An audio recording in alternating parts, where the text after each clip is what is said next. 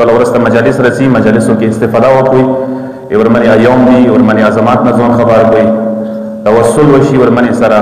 بیبي لمنه ونې نیولای شي یاد وساتوي اکثر ولکو کې عربو کې ایران کې د دستور شته دی ایوم فاطمیه کې ورمنې زهرا سلام الله علیها یو مجلس خپلې خونې کې برگزار کوي د خونو ولا مجلسونه محرومه کیږي کول کې چې د یو نه مدام مجلس خونې کې کوي